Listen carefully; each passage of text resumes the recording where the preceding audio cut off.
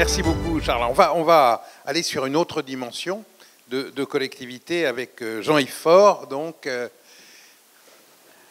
sur une ville que je connais un petit peu maintenant, Draguignan, qui a aussi un historique tout à fait marquant sur les risques majeurs et aussi un gros travail de préparation. Merci Christian. Bien, bonjour mesdames et messieurs, en vos grades et qualités. Donc, je suis Jean-Yves Faure, je suis adjoint au maire de Draguignan, en charge d'affaires de sécurité depuis quelques années maintenant. C'est pas un job facile. Je regarde mon collègue de Marseille. C'est pas un job facile et c'est pas un job d'élu. C'est un job opérationnel. C'est un job qui concerne des gens qui sont très impliqués dans l'affaire. Et quand on découvre ça, ce qui est le cas, moi j'étais spécialiste aérien. Quand on découvre tout ce qui est sécurité publique et tout ce qui est sécurité civile, c'est quelque chose d'assez difficile. Donc Christian nous a demandé d'intervenir dans cette petite ville de Draguignan, qui est une petite ville absolument charmante du centre Var, de 45 000 habitants. Et Christian m'a demandé d'intervenir pour dire un petit peu, à partir d'un événement particulier, comment on a essayé de mettre en place une certaine résilience. Un petit événement particulier, vous l'avez certainement déjà entrevu. C'était en 2010, un 15 juin, on a eu 27 morts. On a eu exactement ce qui s'est passé à Valence, ou ce qui s'est passé ailleurs. Pas de bol, tout s'est mis au-dessus de la ville. C'est 26 hélicoptères qui ont été engagés. On en a eu un seul engagé en région PACA dernièrement. 26 hélicoptères, 11 de nuit. Moi, je suis de formation aérienne, je peux vous dire que les gens ont travaillé de manière exceptionnelle, sous jumelles, coordonnés, je ne sais pas comment, à se croiser. 280 héliportages, 1280 personnes sauvées par les hélicoptères, 300 morts évités, c'était quelque chose d'assez terrible. Sans compter les sauvetages au sol. C'est pour ça que je mets l'épreuve ne tourne jamais vers nous le visage que nous attendions. En fait, quelle que soit la préparation, vous verrez, au cours de ce petit exposé, que même quand on est bien préparé, il faut être confronté à tout. Le retour d'expérience de cette catastrophe, quel est-il ? C'est exactement ce qui s'est passé à Valence, et ce que j'ai inscrit là. La cause directe, c'est que les gens vaquaient à leurs occupations, ils n'ont pas été informés, pas avertis, ils ont essayé de sauver leurs meubles ou leur voiture, et ils sont morts comme ça. Donc 40 morts en Dracénie et 27 dans la ville, dont certains dans des conditions absolument épouvantables. En fait, l'accumulation récente de ces situations de crise qui sont endogènes et exogènes à notre pays doit nous conduire à mieux anticiper tout ce qui est les principaux défis auxquels nous allons être confrontés. Pourquoi je dis ça ? Parce qu'on n'est jamais suffisamment bien préparé, quel que soit le niveau de préparation qu'on a. Il faut anticiper un certain nombre de choses.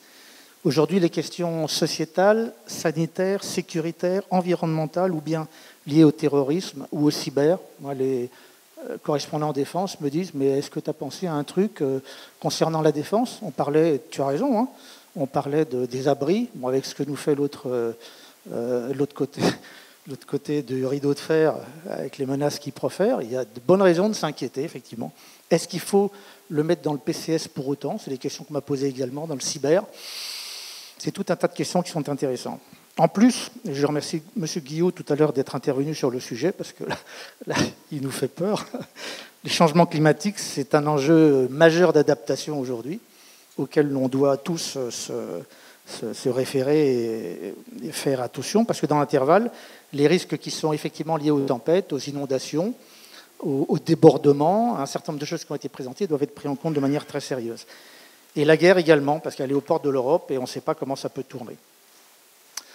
Le plus important, je pense que c'est la connaissance des cycles de crise. Alors, je ne vais pas vous apprendre tout ce que c'est, mais il est certain que ça détermine pour une collectivité sa capacité de résilience. Savoir comment ça se présente. Quels sont les signes précurseurs ? Qu'est-ce qui va se passer ? Quand on reçoit des messages de FR Alert, parce que ça a pas mal marché, hein, la préfecture nous a envoyé dernièrement, quand on commence à recevoir des messages de FR Alert, des messages de préfecture, de Wikipredict qui vous indiquent, ou des journaux qui disent qu'il va se passer quelque chose, il va se passer quelque chose, c'est sûr. Donc il faut faire quelque chose. Et il faut bien connaître, et ça c'est ce que l'on dit à notre population, hein, parce que le risque là-dedans, quand on n'est pas au point, quand on n'est pas au niveau, en tant qu'élu, et donc tous les gens qui sont en charge des secours, c'est la défiance vis-à-vis des autorités politiques. Et ça, c'est irrémédiable. Défiance vis-à-vis des élus, en premier, et défiance vis-à-vis des services de l'État. Et ça, on a un devoir vis-à-vis d'eux. Donc le premier devoir, c'est de connaître le cycle de la crise et tout ce qui est signe précurseur, déclenchement, escalade et résolution de cette crise. Ça paraît très important. Ensuite, la sécurité étant un secteur multiforme, comme je l'écris, quelle anticipation on peut avoir? Aujourd'hui, cette anticipation, elle est souvent compensée par l'engagement citoyen. C'est-à-dire que tout le monde va faire des choses extraordinaires. Oui, mais tout ça, ça doit quand même être coordonné. Donc il y a des méthodologies, il y a des outils, formation, entraînement qui doit être fait. Et au niveau d'une petite ville comme la nôtre, bon là c'est la Roya, la vallée de la Vésubie, hein, vous avez vu ce qui s'est passé. On y va très souvent par souci d'aller se promener dans ces très belles régions. Ce qui s'est passé là-bas est terrible, mais il faut connaître tous les aléas. Il faut savoir ce que provoquent des embâcles. Nous, la crise dont je parlais en 2010, vous le verrez un petit peu après, on est passé d'un petit ruisseau qui coulait de cette largeur-là à peine à 6 mètres d'eau sur 200 mètres de large. Il faut imaginer ce que ça représente. Connaître les aléas. Sur les feux de surface aussi, sur les tueries de masse, on a fait beaucoup d'exercices. Vous verrez après dans le parapluie sécuritaire qu'on a mis en place, on a fait beaucoup d'exercices, mais il n'y a pas uniquement les exercices inondation. Les exercices tuerie de masse, les exercices, ça c'est ma casquette sécurité intérieure, PPMS pour les plans particuliers de sauvegarde dans les écoles, c'est des choses très importantes aussi. Et ça nécessite une résilience, c'est-à-dire tirer des enseignements de tout ce qui se fait pour mettre en place des choses qui se passent mieux. Ensuite, connaître les enjeux. Comment ma population est vulnérable? Pourquoi est-elle vulnérable? Quelle est sa capacité à endosser un certain nombre de crises et quelle est sa manière de réagir? Ensuite, les enjeux qui sont les enjeux environnementaux. Où est-ce que je me situe et quels sont les risques auxquels on peut prétendre? Qu'est-ce que j'ai comme industrie? Toutes ces réflexions doivent être posées. Et ensuite, prendre les mesures préventives nécessaires. On est en train de réviser aujourd'hui notre plan local d'urbanisme. Ça doit prendre en compte un certain nombre de choses. Et puis ensuite, tout ce qui existe en termes de BPRI, pour les réductions des inondations et la prévention d'un certain nombre de choses. Alors très rapidement, je vous dis simplement le petit parapluie sécuritaire, parce que ce qui est intéressant à travers une crise, c'est de voir combien de temps ça met et combien ça coûte. Parce que ça, c'est le genre de questions qu'on ne se pose jamais. Alors nous, on a mis en place un parapluie sécuritaire. Donc on a commencé à se préoccuper des hommes. Il faut les recruter, effectivement, comme on le disait tout à l'heure, les gens de la réserve communale de sécurité civile. Donc on a recruté pas mal de monde. Ça vient compléter. Parce que comme c'était très justement dit, Christian, par toi tout à l'heure, effectivement, il y a des gens qui sont tellement citoyens plus que les autres, ils s'inscrivent comme réservistes de la gendarmerie, la sécurité civile, et quand on compte sur eux, ils ne sont plus là. Voilà. Et puis quand on compte sur eux, il y a des statuts particuliers à avoir, et tout ça, ça s'anticipe. Voilà. Ensuite, il faut réfléchir un petit peu aux moyens dont on a besoin. Les moyens pour gérer la crise, et puis les moyens pour anticiper la dégradation de la crise, parce que les crises se dégradent aussi, on le verra. Donc consolider le système. Ensuite, mettre les process, parce que les process, souvent, il faut tout réécrire. C'est vrai aussi que des plans communaux de sauvegarde, c'était souvent 3 papiers, parce qu'on ne sait pas faire.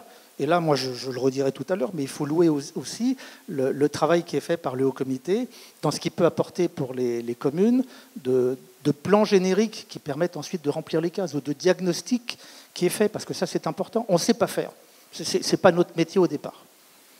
Voilà. Ça, déjà, ça a pris 2 ans, dans une petite ville comme la nôtre. Ensuite, mettre des choses qui peuvent servir à la sécurité intérieure, mais aussi, dans le cadre de la gestion de crise, sont les caméras. Aujourd'hui, les caméras, c'est très utile. Nous, elles regardent les brigands qui se baladent ou les petits trafics de drogue, mais ça permet d'observer aussi les écoulements, le ruissellement, comment ça se comporte. Puis les caméras, on met dans les rues, mais on les met aussi sous les ponts. Et ensuite, eh bien, c'est la modernisation. Donc, il y a un certain nombre de choses qui sont faites pour moderniser tout ça. Et ensuite, on s'entraîne. C'est-à-dire qu'on met tout ça en œuvre. Et puis on fait des entraînements. Donc nous, on a fait des entraînements plan blanc. Ben, c'est pas facile de mobiliser les médecins ou les hôpitaux. Heureusement, il y a eu le Covid qui est passé par là. Et bien entendu, les plans blancs ont été réalisés d'office. Et heureusement qu'on y avait réfléchi un petit peu avant. Mais c'est également de faire des exercices cadence lente, comme on dit, avant de les faire en cadence normale. Cadence lente, c'est faire l'exercice de chaîne téléphonique. On appelle tout le monde à ce que ça répond. Ensuite, c'est exercice en PC de crise, en poste de commandement communal, pour expliquer à tout le monde ce qu'est un PCS, comment ça marche, etc. Mettre les étiquettes au bon endroit, voir où sont les ordinateurs, qu'est-ce que c'est qu'un centre de supervision urbaine avec les caméras, voilà. Et puis ensuite, on fait le déclenchement normal. Donc on ne dit pas à personne, et puis un jour, il y a un coup de téléphone qui sonne, sur une masse, il y a 2 gens qui sont à la préfecture, avec des armes longues, qu'est-ce qu'on fait? Et bien là, ça y va. Et c'est très intéressant. Il faut juste dire avant que c'est un exercice. Parce que si on ne dit pas que c'est un exercice, c'est une panique générale. Exercice, exercice, exercice, c'est parti. Et c'est très riche d'enseignement. Et que ce soit dans les écoles, que ce soit où que ce soit effectué, c'est très, très riche d'enseignement. Ensuite, la chose la plus importante qui n'est pas suffisamment faite ou pas bien faite, c'est ce qu'on appelle le DCRIM. Le risque est caractérisé par sa fréquence exceptionnelle et par sa gravité. Si le DCRIM est bien fait, vous le savez tous, hein, mais je le répète parce que pour nous, ça a été très important de le refaire complètement, bien détaillé pour chaque crise potentielle, en disant aux gens ce qu'ils avaient à faire, en communiquant au maximum ce document, et ensuite en l'agrémentant, en l'enrichissant de beaucoup de communication sur le système. On rigole hein, quand on va au Japon, les enfants qui se mettent sous les tables une fois par semaine parce que c'est un petit peu ça. Et nous, on fait des exercices dans les écoles où on essaie de leur faire faire en s'amusant, mais c'est aussi ça. C'est un indispensable document. Ensuite, le plan communal de sauvegarde qui définit effectivement les différents modes d'organisation et les outils techniques qui sont nécessaires pour le conduire. Et le plan communal de sauvegarde, j'entendais tout à l'heure papier, nous on le refait tous les ans. C'est-à-dire que tous les ans, on se repenche dessus, on retravaille, on le recomplète d'un certain nombre d'éléments. Aujourd'hui, je l'ai marqué en bas, bêtement, ça m'a attiré la foudre de quelques collègues dans le Var, mais c'est vrai que sur 153 communes du Var, il n'y en a que 79 qui aujourd'hui ont un PCS. C'est pas normal. On l'a dit récemment, on avait un petit colloque, moi je l'ai dit comme je le pensais, c'est pas normal. Et les DCRIM, il y en a 45 qui ne sont toujours pas... Alors, je pose la question, comment fait la population pour savoir ce qu'elle a à faire en cas de crise? Comment fait-elle si elle n'est pas informée? Et on ne le réalise pas. Et on ne le réalise pas pourquoi, encore une fois? Parce que je suis désolé de le dire, mais ce n'est pas le job des élus, ils ne savent pas comment faire. Même si on propose de les aider, ils ne savent pas toujours comment faire, ou ils n'ont pas le temps.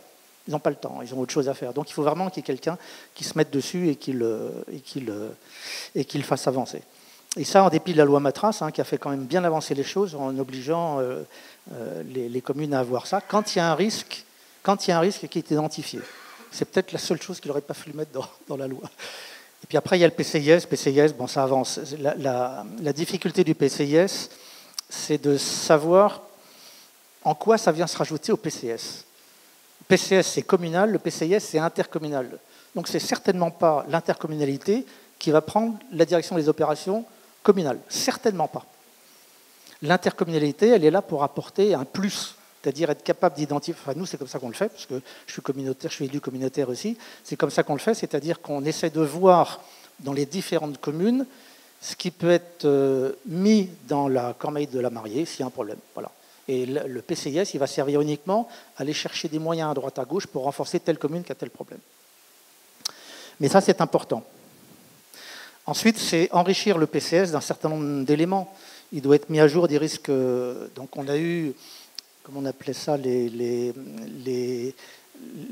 économies d'électricité. Je ne sais plus comment on appelait ça. Là, voilà, le délestage, merci. Délestage d'électricité. Nous, on a fait un véritable PCS sur le truc parce que c'était très problématique. Et on sait que c'est problématique parce qu'il y a des gens qui sont sous oxygène, qui sont identifiés par le CCAS. Il y a des gens qui sont enfin, bref, il y a un certain nombre de problèmes qui sont inhérents à ça. La partie Covid, la partie pandémie a été assez bien gérée. Mais il a fallu innover parce que l'État nous a aidés, mais sans plus. Il a fallu innover. On a fait des salles de crise, on a fait des salles de crise, des salles de vaccination, des choses comme ça. Et ensuite, tout ce qui est eau, c'est pareil, quand il n'y a plus d'eau, il n'y a plus d'eau. Hein. Là, on en a eu beaucoup récemment qui venaient du ciel, mais quand il n'y a plus d'eau, et c'est le cas dans le Var, eh ben nous, on alimentait en camion les villages du Haut-Var. C'est ça la réalité aujourd'hui, avant qu'il pleuve beaucoup. Donc il y a vraiment une conduite des affaires courantes à gérer parfois de manière difficile. Ensuite, il y a une chose qu'il faut avoir à l'esprit, c'est que le plan de continuité d'activité, quand une crise est gérée, elle peut se dégrader.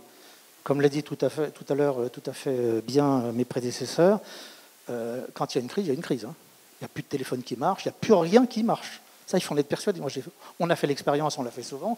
Donc, il faut avoir des téléphones satellites. Donc, il faut avoir toute une économie, un écosystème mis en place qui puisse permettre de gérer la crise de manière dégradée.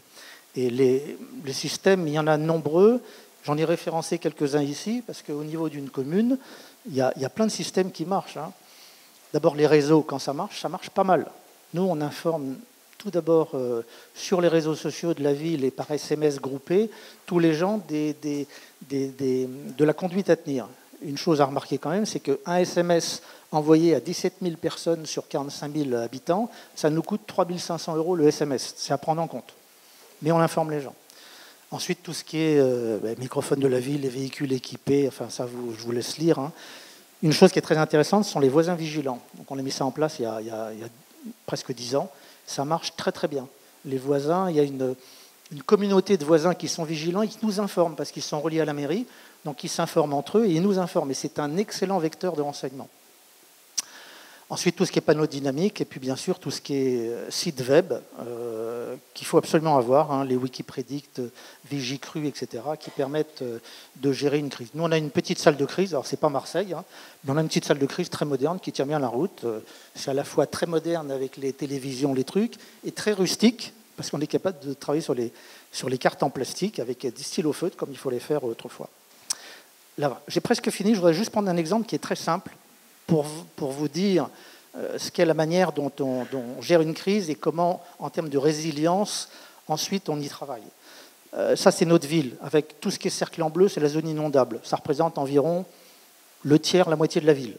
C'est comme ça. On a des vallons au-dessus, on a un certain nombre de choses, beaucoup de ruissellement, et voilà. On a en haut à droite une capacité de 45 mètres cubes sur notre petite Rio qui passe. Au-delà de 45 mètres cubes, ça déborde. Donc vous voyez qu'en juin 2010, 440 mètres cubes, 6 mètres de haut, 200 mètres de large. Ça a tout emmené, plus les embâcles. Mais on l'a aussi eu en 2011 et en 2019. Comment dire, c'était un peu mieux géré parce qu'on avait l'habitude. Je vais prendre juste l'exemple de 2019, qui était assez intéressant, en tant qu'élu, pour le coup. On l'a su suffisamment tôt à l'avance, on a bien tout préparé, on a réuni la cellule de crise, on a informé tout le monde, on a viré toutes les entreprises qui étaient là, on a fait rentrer les enfants de l'école, on a averti les parents, les gens se sont aperçus quand même, nos citoyens, nos concitoyens, c'est pour ça que je le disais tout à l'heure et c'est important, qu'on essayait de gérer quand même les choses correctement. Et que quand on disait quelque chose, ils le faisaient, et ça c'est hyper réconfortant pour nous, parce qu'il ne faut pas de monde dans la rue quand il y a une crise qui est à gérer. Voilà. Donc tout le monde est rentré, paisiblement, ça s'est bien passé. Toute la cellule de crise, on a une grande salle de crise, était rassemblée.